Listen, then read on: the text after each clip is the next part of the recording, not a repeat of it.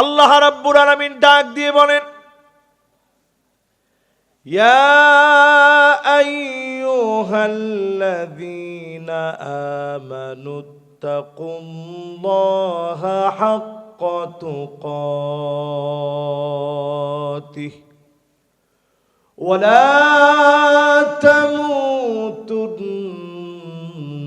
ইল্লা ওয়া আনতুম মুসলিমুন।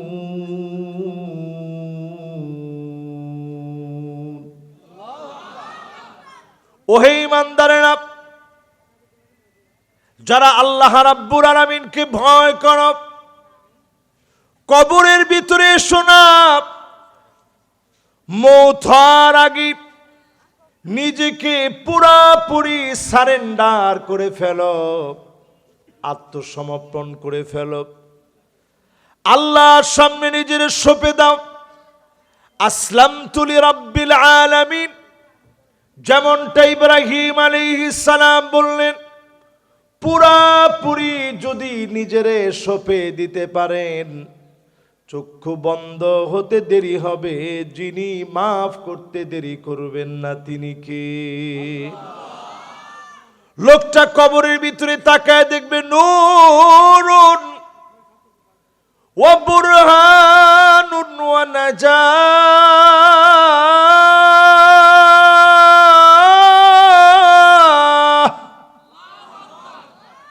পুরা কবর আলোকিত হয়ে গেছে। লোকটা প্রশ্ন করবে, কে গো তুমি? বলবে, আমি তোমার নামাজ। আজ তোমার জন্য আলো হয়ে গেলাম, বাতি হয়ে জ্বলে গেলাম। শুধু নিজেকে সারেন্ডার করে যদি গোলাম হতে পারেন, আপনার আমার জন্যে কবরটাকে যিনি আলোকিত বানায় দিবেন তিনি কে? কবরের ভিতরে একদিনের দৃশ্য যদি পাবনাবাসী আপনি দেখতে পেতেন, আল্লাহ তাদাফানু, দাফন কাফন সব আপনি ভুলে যেতেন, এক মুহূর্তের আযাব যদি দেখতেন। আমাদের আত্মীয় স্বজনকে কবরে শোয়া দিয়ে আসি, 1 মাস 2 মাস পর্যন্ত মাঝে মাঝে পাশে গিয়ে জিয়ারত করি। বছর চলে যায়, অনেক সময় এমন হয় একবারের জন্য বাবার কবরের সামনে সন্তান যায় না। কয়েক বছর পার হয়ে গেলে আর মনেও থাকে না। যেই কবরে শুয়ে পড়লেন, মুসলিম হয়ে যদি কবরে ঘুমায়া যান, কবরটাকে প্রশস্ত বানায়া যিনি আপনাকে মাফ করে কবুল করবেন তিনি কে? তাকওয়ার মাস চলে গেল, রমাদান মাস। সিবগাতাল্লাহ ওয়া মান আহসানু মিনাল্লাহি সিবগা।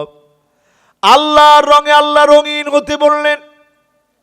তাকওয়ার রঙে যদি রঙিন হন, এই দেশ সুন্দর হবে, জাতি সুগঠিত হবে, এই জাতির কল্যাণ তখন হবে। সত্যিকারের মানুষগুলাকে মানুষ হিসাবে নেতা যখন বানাতে পারবো, ঠিক কিনা বলে? তাকওয়া না থাকার কারণে আমাদের দেশে আমরা অনেক নেতা পেয়েছি, এমন এমন নেতা পেয়েছি যারা বাংলাদেশের দিকে আযাবগুলাকে ডেকে ডেকে নিয়ে আসছে, ঠিক কিনা কোন?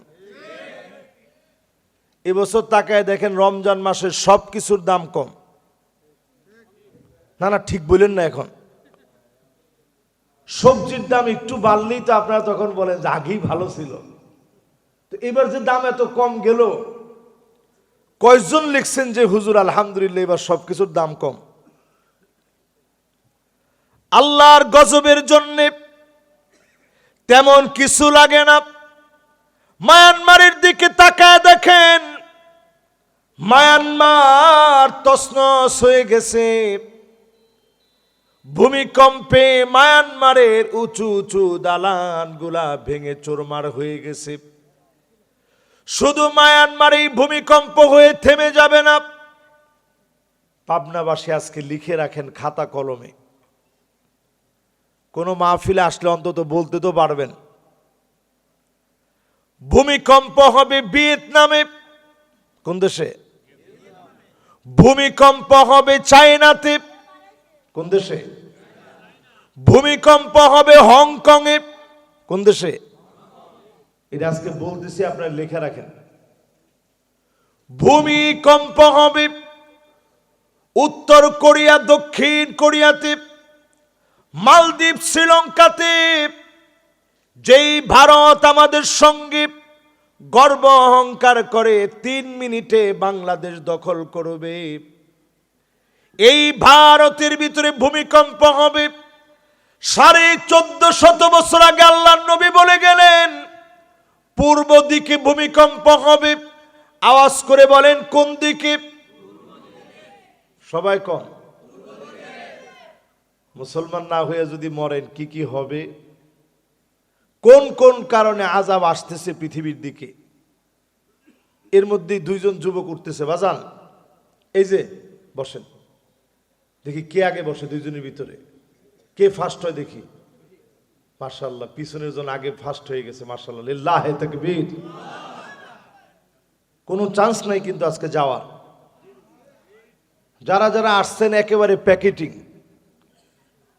খুব বেশি লম্বা আলোচনা আমি এমনিও করি না, করতে পারিও না। 10টা বেজে এখন 42 বেজে গেছে। এই ধরেন সর্বোচ্চ আপনাদেরকে আর ঘন্টা খানিকও না, এর চেয়ে কম সময় একটু আপনাদেরকে কষ্ট দিব। রাজি আছেন না ইনশাআল্লাহ? না না, বেশি করা লাগবে কেবা করে, তো 1.5 ঘন্টা তো হইলই।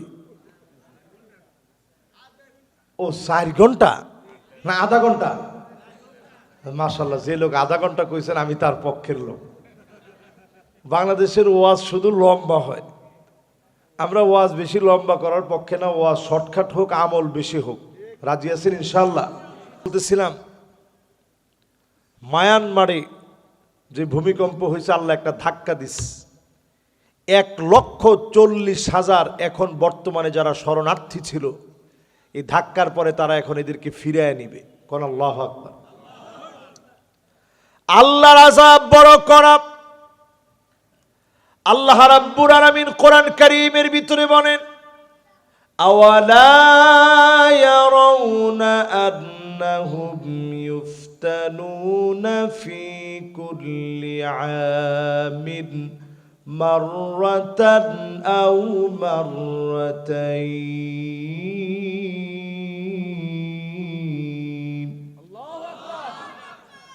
সুম্মা লা ইয়াতুবুনা ওয়ালা হুম ইয়াযাক্কারুন।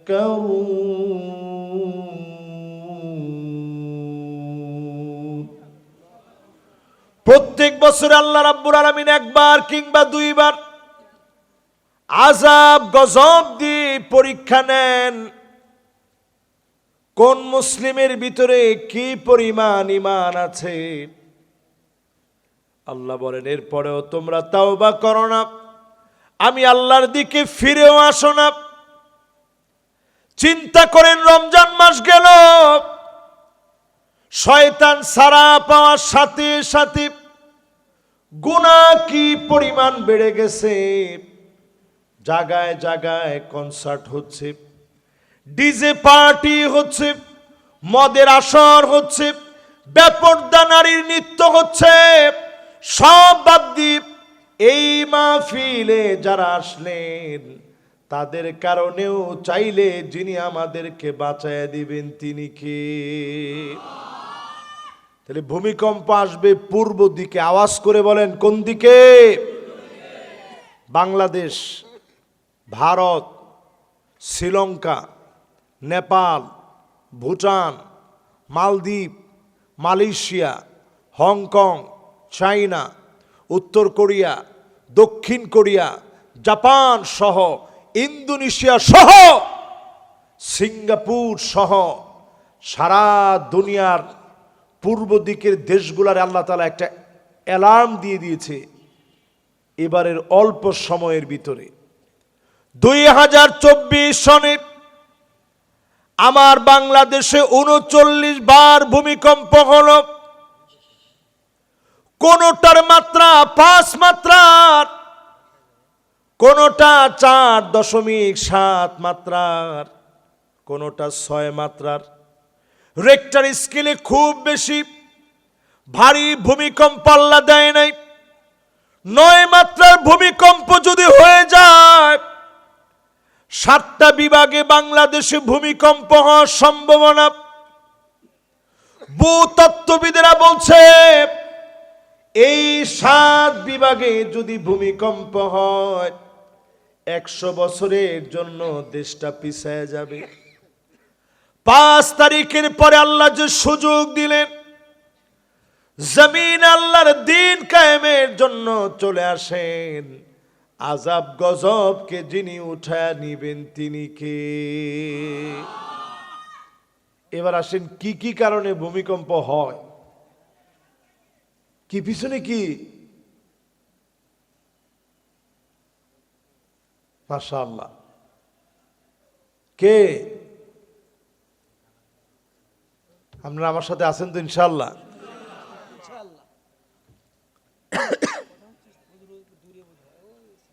আবার যারা রাস্তায় আছেন, দূরে দাঁড়ায় কথা বললে এখন কিন্তু সময়টা বড় ভয়াবহ। মাথার উপরে কি না কি পরে কোয়া যায় না তো। তাড়াতাড়ি মাহফিলে এসে বসেন। ঠিক একটু জোরে কন। এই পৃথিবীর ভিতরে বিশেষ করে আমার দেশের কথা বলি, 1450 বছর আগে আল্লাহর হাবিব বললেন, ইযাত্তুখিযাল ফাইয়ুদু আলা, এমন সময় আসবে জনগণের সম্পদ গুলা মেরে মেরে খাওয়া হবে, জনগণের সম্পদ ভক্ষণ করা হবে। সারা বাংলাদেশে মেরে খেলেও পাবনার মতো পূর্ণ ভূমিতে জনগণের সম্পদ কেউ মেরে খায় নাই। একজনে কইছে খাইছে। এই সাথিয়া এলাকার অনেক রাস্তাঘাট আপনি গিয়ে দেখেন, শুধু নিজামী সাহেবের এরিয়া, এজন্য অনেক রাস্তাঘাট করে নাই। ওমা ঠিক তো কয় না? আমি হাদল মাদ্রাসার মাহফিলে গেছি, ওইদিকে কোনো রাস্তাঘাটই করেনি। এত উন্নয়ন আপনারা করলেন। না না, গোপালপুর কোনি পেলেন? আর ঠিক আছে, গোপালগঞ্জের নামটা পরিবর্তন করে উনি গোপালপুর রেখে দিছে আর কি। এবার একটু আপনারা নিজের একটু চিন্তা করেন। আমি এখানে কিন্তু কোরআন হাদিসের কথা বলার জন্য যে একটা মেসাল দিচ্ছি। জনগণের টাকা যারা মেরে খেয়েছে, লক্ষ লক্ষ কোটি টাকা নিয়ে যারা পালায় গিয়েছে, এদের কারণে জমিনের ভিতরে শাস্তি আসা শুরু হয়ে গিয়েছিল। ঠিক কিনা বলেন? 2 নাম্বার, এই পৃথিবীর ভিতরে ভূমিকম্প হবে। ওয়াল আমানাতু মাগনামা, আমানতের খেয়ানত হলে আমানতদারিতা আপনি খুঁজে পাবেন না। এখনকার সময় আপনি তাকায় দেখেন, 100 জন মানুষের ভিতরে 99 জন মানুষ আমানতদার হতে পারে নাই। তার মানে একটা লোকের কারণে যিনি আযাব থেকে বাঁচায়া দিচ্ছেন তিনি কে? আমাদের ব্যাংকগুলোকে দেউলিয়া করে ফেলছে। 3 নম্বরে কেন ভূমিকম্প হবে? ওয়াযাকাতু মাগরামা, যাকাত সমাজের ভিতরে অভিশাপ হয়ে যাবে। যাকাত দেওয়ার জন্য মানুষ চাবে না, যাকাত দেওয়ার আগ্রহ থাকবে না, যাকাতকে অভিশাপ মনে করবে।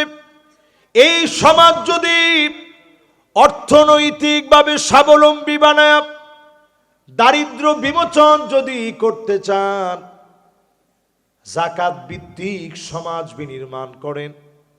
ইসলামিক ফাউন্ডেশন হিসাব দিয়েছে, বাংলাদেশে যদি শুধু তাদের হিসাব অনুযায়ী জাকাত আদায় করা যায়, 1 লক্ষ কোটি টাকা জাকাত নেওয়া যাবে।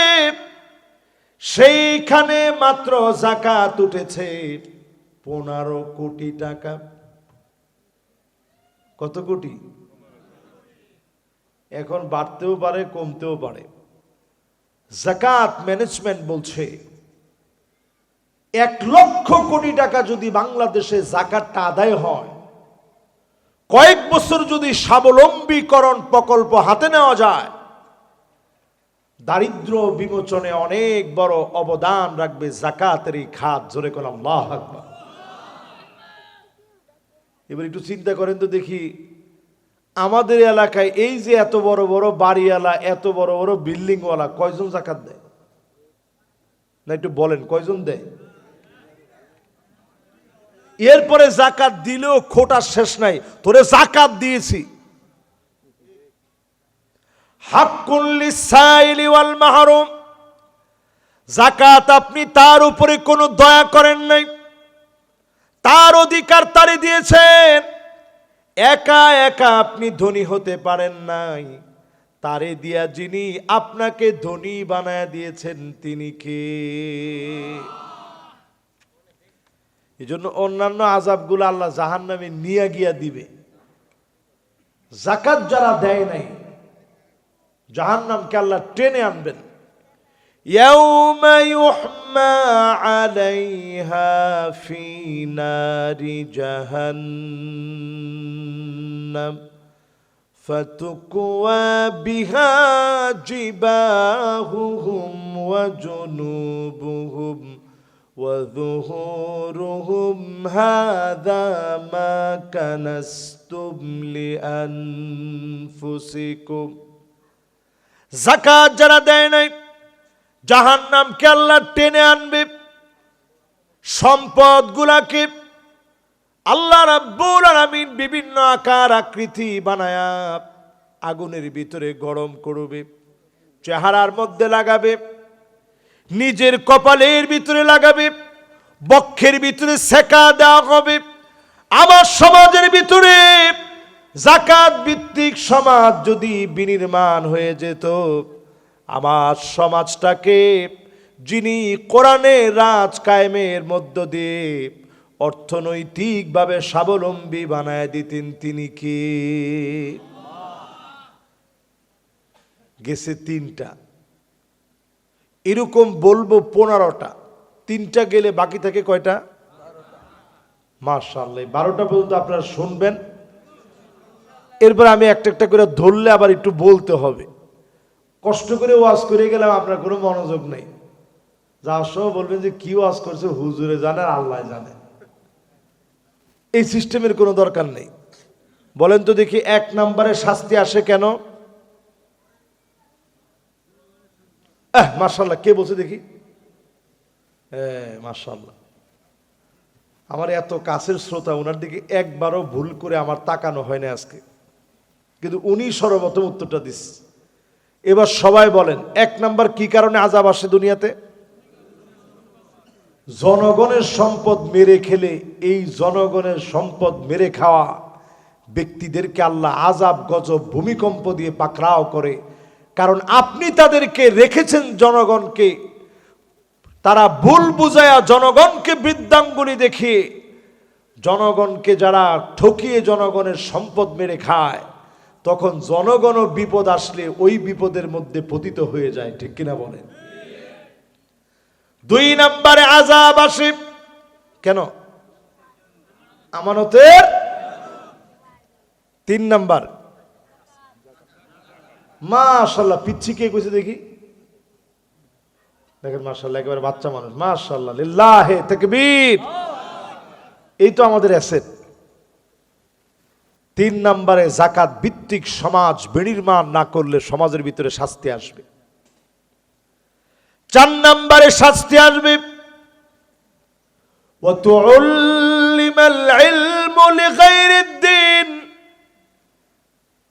আমার মতো বহু আলেম যাদের কারণে দুনিয়ার ভিতরে শাস্তি আসে, আলেম হয়ে যারা সরকারের দালালি করবে, জালেমদের পক্ষ নিবে, এলেম শিখবে শুধুমাত্র টাকা কামানোর জন্যে, এমন জালেমদের জন্য দুনিয়ার ভিতরে যিনি শাস্তি দিয়ে দেন তিনি কে? এরকম আছে না নাই? আরে নাই মিয়া। যখনই আমি হাদিসের এই অংশটা বলি আমার নিজের বড় অপরাধী মনে হয়। জানি না যতটুকুন শিখছি এতটুকুন দিয়ে আল্লাহর সামনে দাঁড়াইতে পারবো কিনা। বহু আলেমের মাথা সেদিন নিচের দিকে দিয়ে দিবে, পা গুলা উপরের দিকে লটকায়া দিবে। আল্লাহ বলবে তোরে খতিব বলা হয়ে গেছে, তোরে আলেম বলা হয়ে গেছে, বক্তা বলা হয়ে গেছে, আমার কাছে তোর জন্য কোনো কিছু নাই। আল্লাহ পাক সেদিন তাড়ায়া দিবে। অসংখ্য লোক সেদিন তাকায়া তাকায়া বলবে আল্লাহ, এই আলেমের কথা শুনে আমি পরিশুদ্ধ হয়েছিলাম। সেই দিনটার কত লজ্জায় ভরা ভরপুর হয়ে যাবে। সেই দিনটা কেমন লজ্জায় ভরপুর হবে,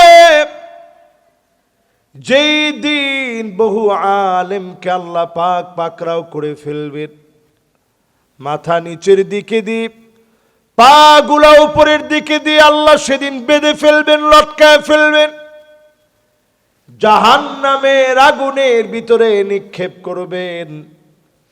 আল্লাহর কাছে বলে আল্লাহ ইন্নামা ইয়াখশাল্লাহ মিন ইবাদিহিল উলামা।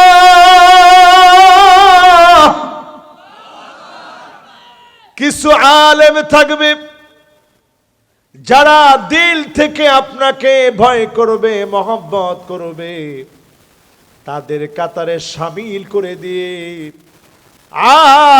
আলিমুন মুস্তামিলুন ইলমাহু, যেই আলেম তার ইলম কাজে লাগিয়েছে, জমিনে দ্বীন কায়েমের চেষ্টা করেছে, সাধ্য অনুযায়ী চিন্তা ফিকির করেছে, এমন আলেমদের কাতারে শামিল করে আমাদের কেউ যেন আল্লাহ কবুল করে নেয়। পড়ে না আমি কয় নাম্বার গেছে? বাকি আছে কয়টা? মনোযোগ সবার আছে? মাত্র 4টা শেষ হয়েছে, বাকি এখনো 11টা আছে। 5 নম্বরে আতা আর রাজুলু ইমরাতাহু। একজনে বলে ঘুম চলে এসেছে। কার দেখি? ও মাশাআল্লাহ, বাচ্চা মানুষের তো ঘুম আসাই দরকার। মাশাআল্লাহ, একেবারে ছোট্ট মানুষ, সে মাহফিলে আসছে। ইনি তো আমাদের অ্যাসেট, এদেরকে কখনো ধমক দিন না। বাচ্চারা আসলে এটাকে সৌভাগ্য বলে মনে করে। তাহলে 4টা শেষ, কয় নম্বরে আসি এবার?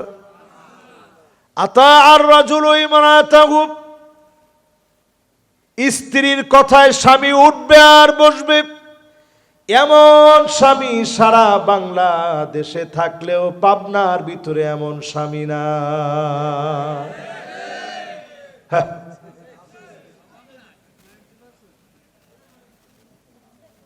একজনে এরকম হাসি দিছে যে হুজুর নাই কইছেন আপনি। আচ্ছা চিন্তা করে দেখেন তো, এরকম স্বামী এখন কি ঘরে ঘরে আছে না নাই? শুধু স্বামীর কথা কেন বলবো, দেশই তো চলে সব মহিলাদের কথা।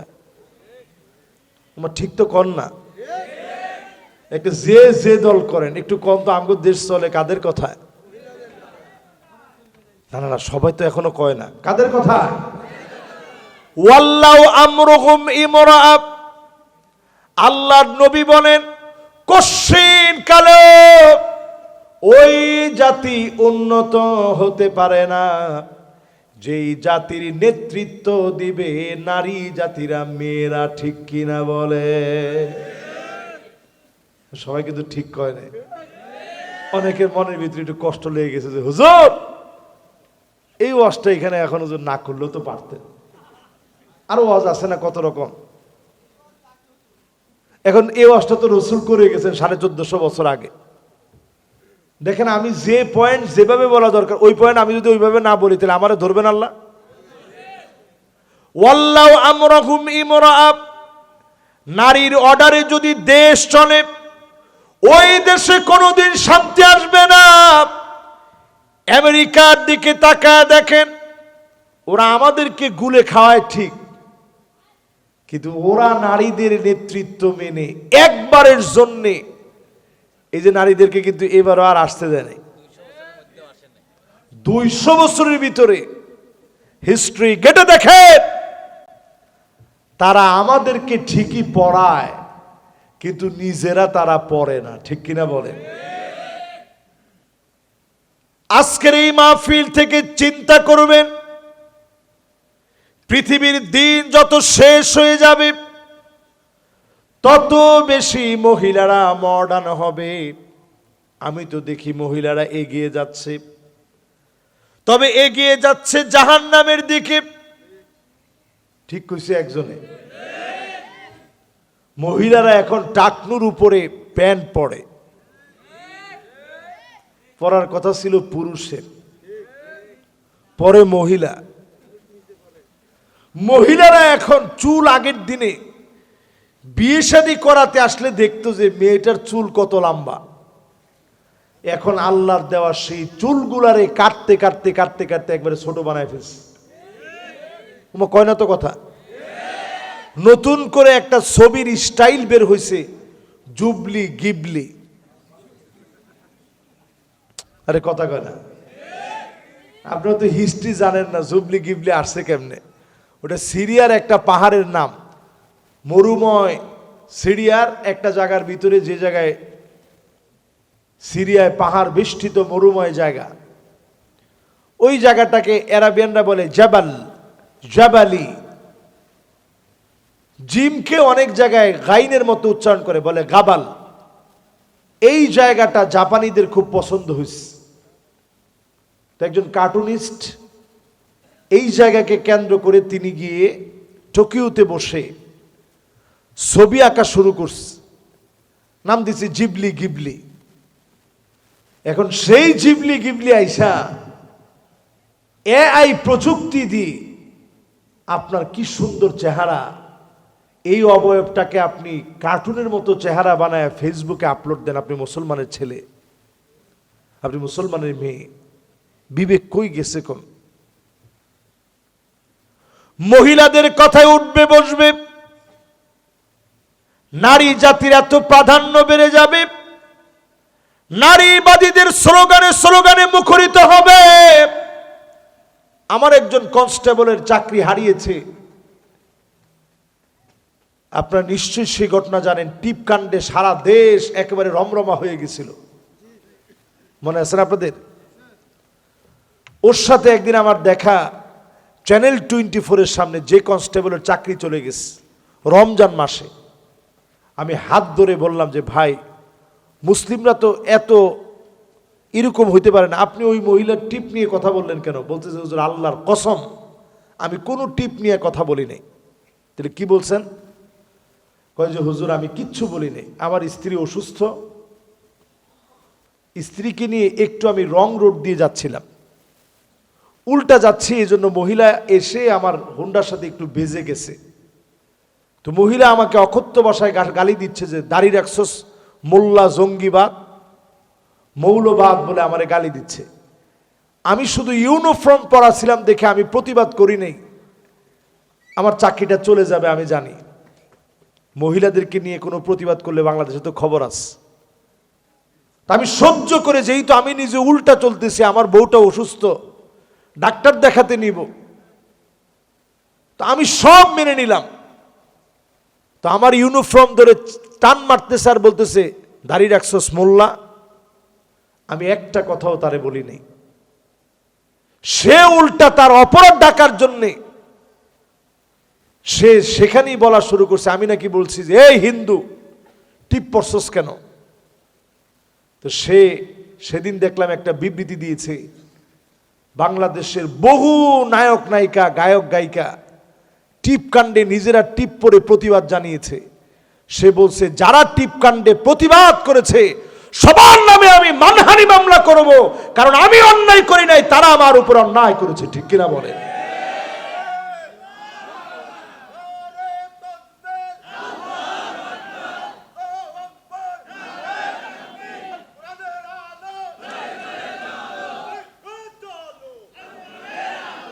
মাশাআল্লাহ, ঘরে ঘরে আর কতদিন জ্বালাবেন? দেখি একজন এই স্লোগানটা ঠিকঠাক করে দেন তো দেখি।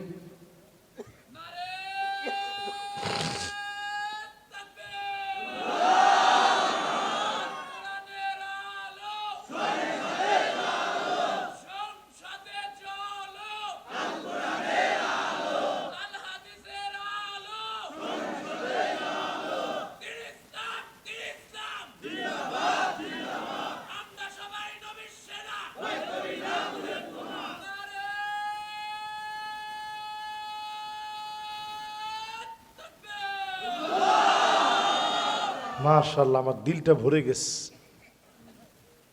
16 বছরে কত কিছু হয়েছে, কিন্তু এরকম যুবকদের নারায়ে তাকবীরের স্লোগান তারা কেড়ে নিতে পারে নাই। তো জিতলাম কি আমরা না তারা? আমরা জিতছি। সংখ্যায় যত নিজেদেরকে কম মনে করেন, কম মনে করার কোনো সুযোগ নেই। আমাদের কোনো বিজয় সংখ্যা দিয়ে আসে নাই।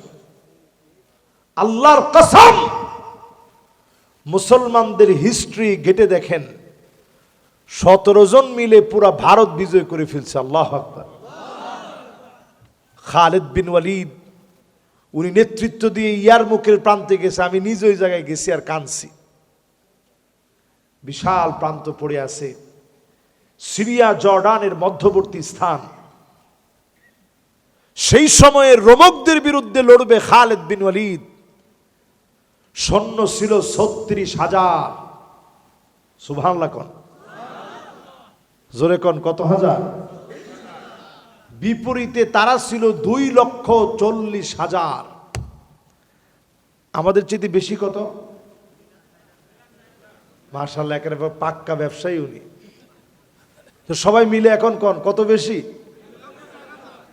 2,04,000 বেশি সৈন্য নিয়ে আমাদের সঙ্গে লড়বে। ওই সময়ের পরা শক্তি, রোমকদের চাইতে বড় শক্তিশালী তখন আর কেউ ছিল না।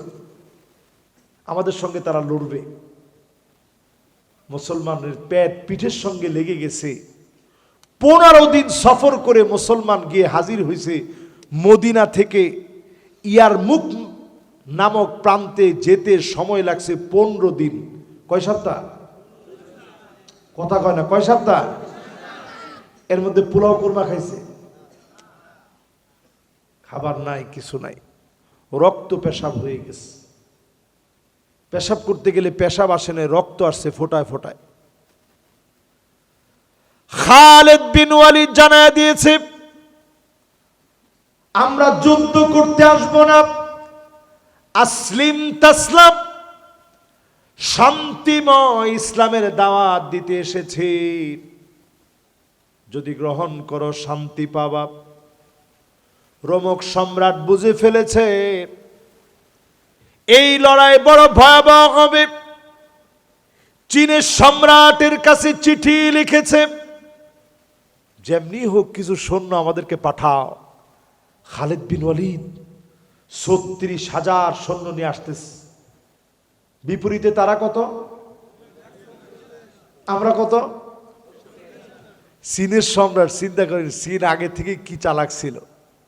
তারা চিঠির উত্তরে লিখছে, ইন্না কওমান লাউ আরাদু আন ইয়াখলাআল জাবাল লাখালাউ। রোমক সম্রাট, তুমি শুনে রাখো, মুসলমান এমন এক জাতি, এরা যদি পাহাড়কে ডাক দিয়ে বলে সরে যাও, এক মুহূর্তের ভিতরে পাহাড় তার জায়গা থেকে সরে দাঁড়াবে। কি হিম্মত মুসলমানের ছিল! যে লোকটাই কথা লিখে পাঠাইছে সে কোনো মুসলমান না। আমি যেই আয়াতে কারিমা নিয়ে আপনাদেরকে এত কথা শোনাচ্ছি, ইল্লা ওয়া আনতুম মুসলিমুন, মুসলিম কারে বলে একটু চিন্তা করেন। সঙ্গে সঙ্গে সেই সম্রাটকে লিখে পাঠাইছে, চীনের সম্রাট লিখে পাঠাইছে রোমক সম্রাটকে, মুসলমানরা যদি বলে সরে যাও, পাহাড় সরে যাবে। এই চিঠি পাওয়ার পরে রোমক সম্রাটের সাহস বাড়ছে। আগেই ভয় পাইতেছে 36,000, আমরা 2,40,000।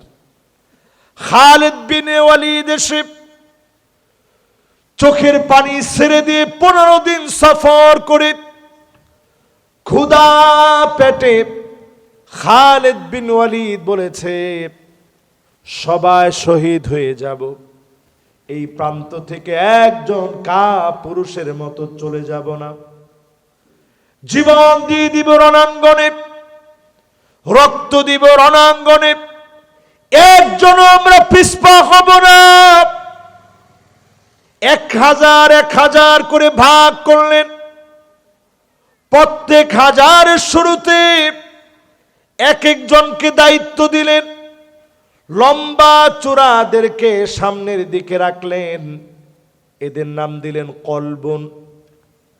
এরা হচ্ছে হৃৎপিণ্ডের মতো, প্রথম হামলাটা করবে এরা। জোরে করে আল্লাহু আকবার। আর আমরা বলি যে লম্বা লোকগুলোর বুদ্ধি হাড়ুর নিচে থাকে। খালিদ বিন ওয়ালিদ সব লম্বা চূড়াদেরকে সামনের দিকে দাঁড় করাইছে। মাইমানা ডান দিকে কিছু লোককে দাঁড় করালেন, মাইসারা মানি বাম দিকে কিছু লোককে দাঁড় করালেন।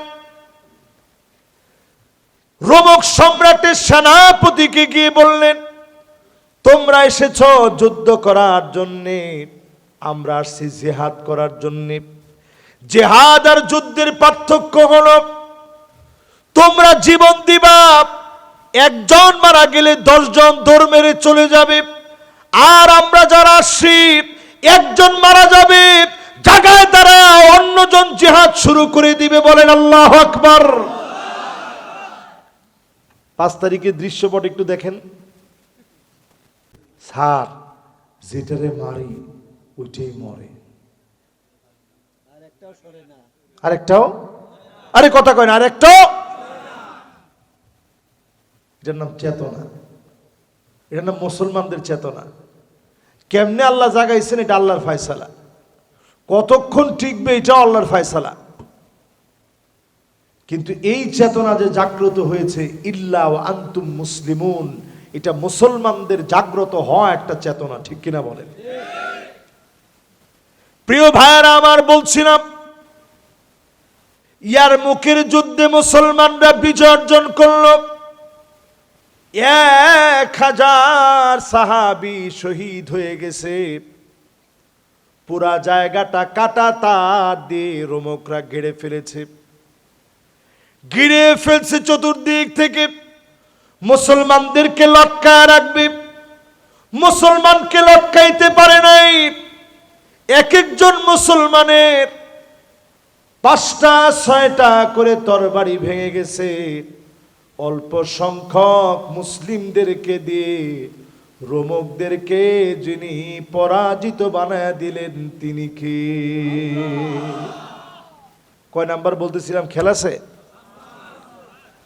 6 নাম্বারে। প্রিয় ভাইয়েরা আমার, রাত তো অনেক হয়ে গেছে,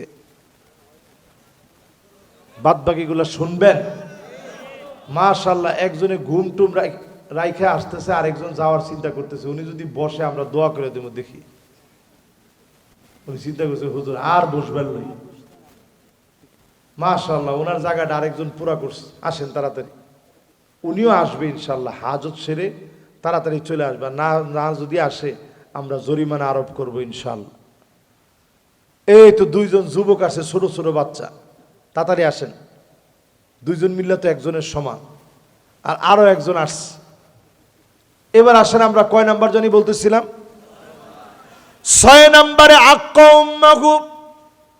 এমন সময় আসবে মাকে সন্তান বউয়ের কথা শুনে গালিগালাজ করবে, মাকে কষ্ট দিবে, যন্ত্রণা দিবে, মায়ের সঙ্গে খারাপ ব্যবহার করবে, এমন সন্তান এখন বিভিন্ন সময় আমরা দেখতে পাই, ঠিক কিনা বলে। 7 নম্বরে আদনা সাদিকহু, বন্ধুরে বড় আপন মনে করবে, বন্ধুরে বড় প্রিয় মনে করবে, বন্ধুর জন্য পাগল পারা হয়ে যাবে। এরকম হয় কি হয় না? এখন দেখবেন ফ্রি ফায়ার, পাবজি, এই গেমসগুলো বানাইছে মাশাআল্লাহ। আমাদের নজরুল ভাই চলে আস, মাশাআল্লাহ ভাই অনেকগুলা টাকা উঠেছে আজকে আপনাদের কাছ থেকে অনেক কষ্ট করে, মাশাআল্লাহ। শাহিন মোল্লা ভাই কত দিয়েছেন? 2000 টাকা, মাশাআল্লাহ। আল্লাহ কবুল মঞ্জুর করুক। বণিক সমিতি নির্বাচন করবে সাধারণ সম্পাদক পদে, উনি যদি আপনাদের জন্য যোগ্য হয় আল্লাহ যেন কবুল মঞ্জুর করেন, পড়েন আমিন। আমি আর ওইদিকে যাব না আজকে, আমি আমার পয়েন্টটা একটু শেষ করি। কয় নাম্বার জানি ছিলাম ভাই? না না না, কি 6 নাম্বার? 6 শেষ, এরপরে 7 নম্বরে আসছি। মায়ের সঙ্গে দুর্ব্যবহার করবে, বন্ধুরে বড় আপন বানায় নিবে, স্ত্রীরে বড় আপন বানায় নিবে। এখন দেখবেন ছেলে পেলে ফ্রি ফায়ার আর পাবজি খেলে, বানাইছে দক্ষিণ কোরিয়ার লোকেরা, অর্থনৈতিকভাবে ফান্ডিং করেছে জাপান, এগুলো অ্যাপস আকারে ছড়িয়ে দিয়েছে চায়না। তা আপনি কার পিছনে দৌড়াইতেছেন? এই যে মোবাইলের ভিতরে আপনি বসে মার, এই যে মার মার করতেছেন, এইদিকে ডান দিকে ডান দিকে ডান দিকে মার। হায় রে মুসলমান, অথচ একটু চিন্তা করে দেখেন, এই রমজানেও আমার ফিলিস্তিনের ছোট ছোট বাচ্চাকে তারা মেরে ফেলতেছে। মুসলমানের সন্তানদের ঘরের ভিতরে খাবার নাই, ঘাস চাবায়া চাবায়া মুসলমান খাচ্ছে, পানি পর্যন্ত মুসলমানের সন্তানেরা পাচ্ছে না, সাহারি খেতে পারে না, ইফতার করতে পারে না। অসহনীয় যন্ত্রণা মুসলমান সহ্য করছে। বিভিন্ন বিল্ডিং এ বোমা মেরে উড়ায় দিয়েছে, তারপরেও দেখবেন শাহাদাত আঙ্গুলি উঁচা করে আল্লাহর একত্ববাদের ঘোষণা দিচ্ছে। আমি মাঝে মাঝে একেবারে খেয়া হারিয়ে ফেলি, আল্লাহ তোমার কাছে কিভাবে জবাব দেব? এই যে ছোট্ট বাচ্চারা মা নাই বাপ নাই, কোথায় দৌড়াচ্ছে কোনো ঠিকানা নাই। ফুটন্ত গোলাপের মতো এক একটা বাচ্চা চিৎকার করে করে কাঁদতেছে, কেমন করে আল্লাহর কাছে জবাব দিবেন? এরপরে আপনি নামাজের দিকে আসলেন না, জমিনে দিন কায়েমের চেষ্টা করলেন না, এই জমিনে আল্লাহর আদালত প্রতিষ্ঠা করার চিন্তা নাই, ঐক্যবদ্ধ হলেন না। ও মুসলমান, কেমন করে জবাব দিবেন? আল্লাহ পাক কিন্তু সামনে ছেড়ে দিবে না। এই যে বললাম পূর্ব দিকে ভূমিকম্প হবে, অনেকগুলা দেশের নাম শুরুতে আপনাদেরকে শুনাইছি। আরব দেশে আপনারা লিখে রাখেন, যারাই ফিলিস্তিনের বিরোধিতা করতেছে বন্যা হবে, বন্যা, খরা লেগে যাবে, দুর্ভিক্ষ লেগে যাবে, খাদ্যের অপচয় যারা করছে চিৎকার করে কাঁদবে, খাবারের সন্ধান পাবে না, ঠিক কিনা বলেন?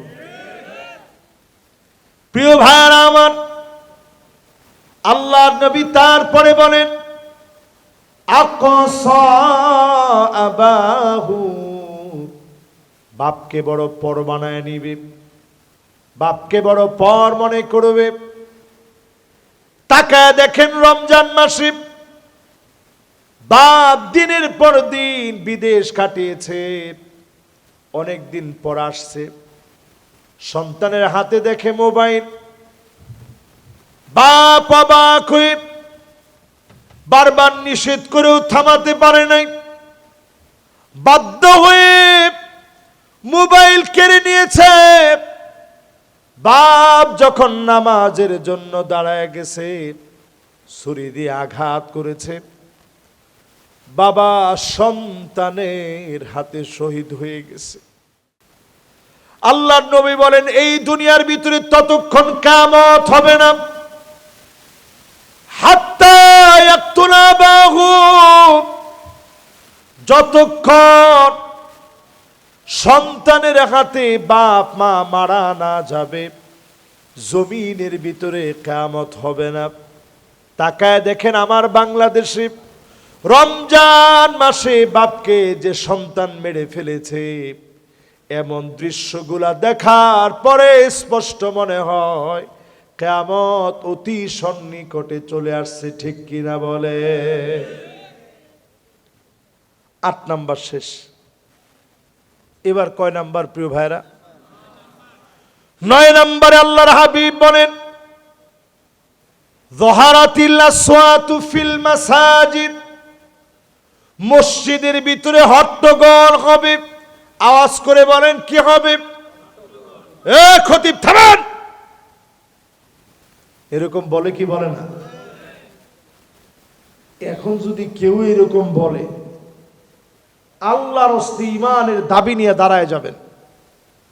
যদি ওইটাকে প্রোটেক্ট করতে গিয়ে আপনি মারা যান, আপনার শহীদি মউত হবে। ওই লোকটা জালেমের কাতারে আল্লাহর আদালতে দাঁড়াবে। ঠিক কিনা বলেন? মসজিদের ভিতরে খতিবকে বাধা দিবে। আমি দেখলাম সেই দিনও বাধা দিচ্ছে। এই যে বাধা চলতেছে এখন মসজিদের ভিতরে, পদ পদবি নিয়ে দলাদলি করা, এগুলো ভূমিকম্প আসার কারণ। আল্লাহর হস্তে এগুলো বন্ধ করেন। মসজিদ কারো পৈতৃক সম্পত্তি নয়। ফালা তাদউ মা'আল্লাহি আহাদা, মসজিদে একমাত্র আল্লাহকে ডাকা লাগবে। ঠিক কিনা বলেন? এরপরে আমার ভাইয়েরা 9 নাম্বার পর্যন্ত আসছি। 9 নাম্বারের পরে কত নাম্বার হয়? 10 নম্বরে আল্লাহ নবী, বিশ্ব নবী আমার হাদিসের মধ্যে জানায় গেছেন 1450 বছর আগে দুনিয়ার ভিতরে শাস্তি আসবে, ভূমিকম্প আসবে। কোন সময়ে? উকরিমার রাজুল মাখাফাতা শাররিহি, এলাকার কোন লোককে মানুষ সম্মান করবে শুধুমাত্র টাকার জন্যে, গুন্ডামির জন্যে, তার গুন্ডামি থেকে বাঁচার জন্যে মাঝে মাঝে সম্মান দেখাবে। ঠিক কিনা বলে? ঠিক কইছে একজন পিচ্ছি। আপনারা বাকিরা কি কোন? ঠিক। এরকম লোক আছে, ডান দিক দিয়ে হাইটা গেলে মানুষ বাম দিক দিয়ে যায় আর বলে যে আল্লাহ তার সামনে ফালায় না। এরপরেও যদি দেখে ফেলে,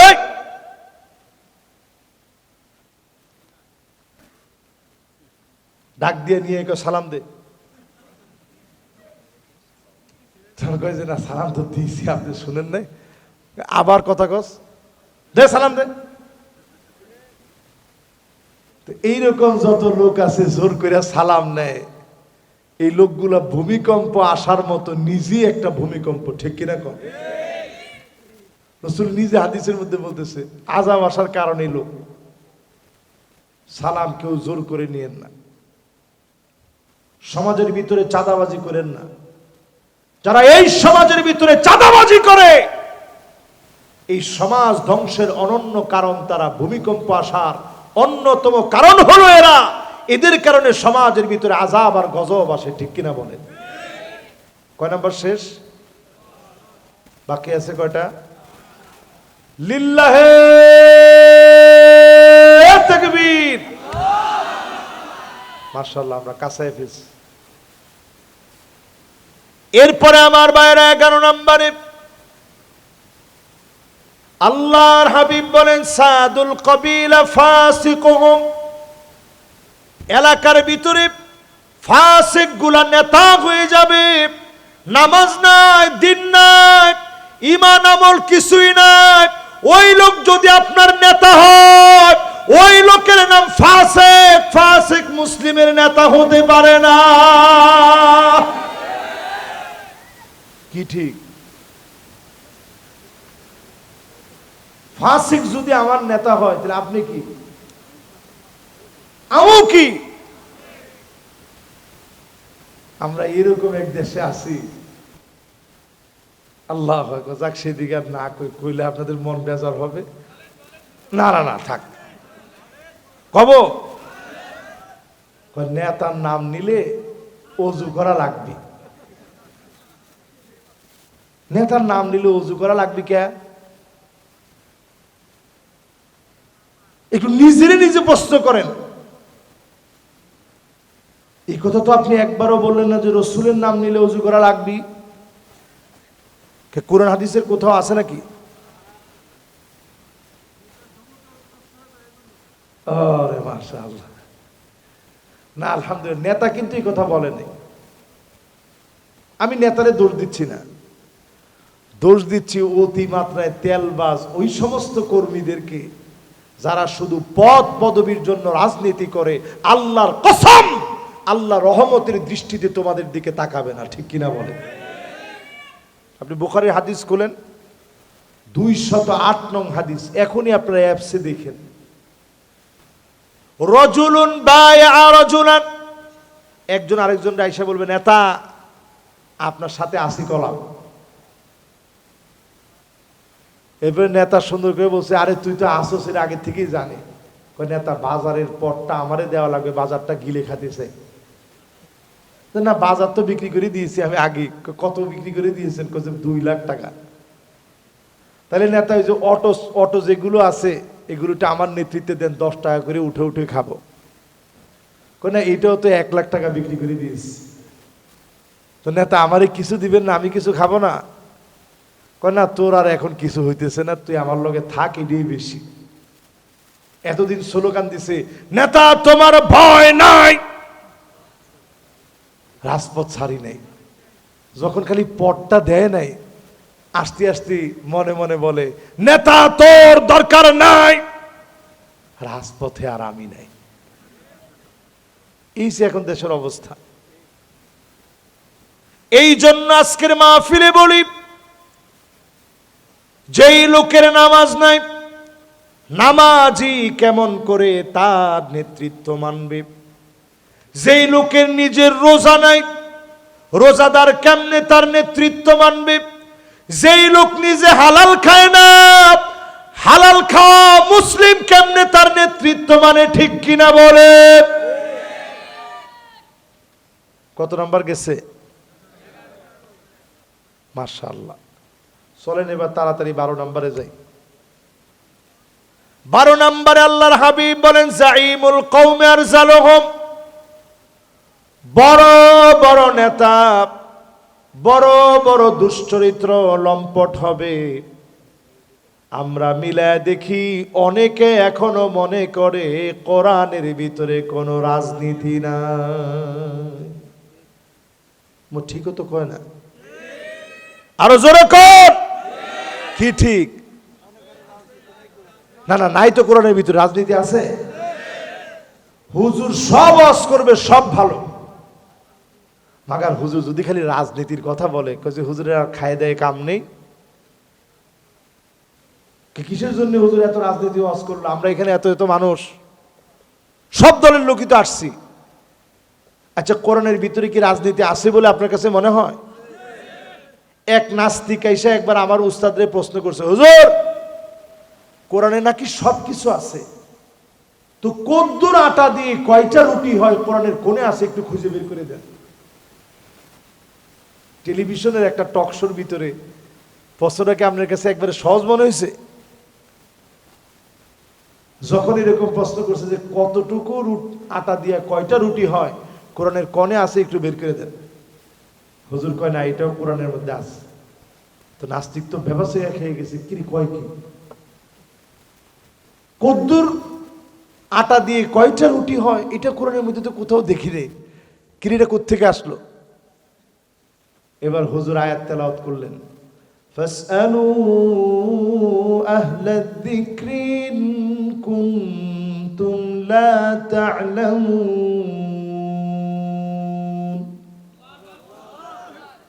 কইয়া জিন্দেগিতে পড়ছো? হ্যাঁ পড়ছি। মানে তাহলে আল্লাহ কি বলছে? যারা জানো না, যে জানে তার কাছ থেকে জেনে নাও। রুটি তো আমি বানাই না, আমার স্ত্রীর গিয়ে যদি জিজ্ঞাসা করা হয় কদ্দুর আটা দিয়ে কয়টা রুটি হয়, উনি জানবেন। তা আপনি নিজে নাই জানতে পারেন, কিন্তু কোরআনের মধ্যে আপনি খুঁজে দেখেন, রাজনীতি নিয়ে একটার দুইটা না, অসংখ্য আয়াত কোরআনুল কারীমে আল্লাহ পাক আল্লাহর জমিনে আল্লাহর দ্বীন বাস্তবায়নের উপরে দিয়েছে। ঠিক কিনা বলেন?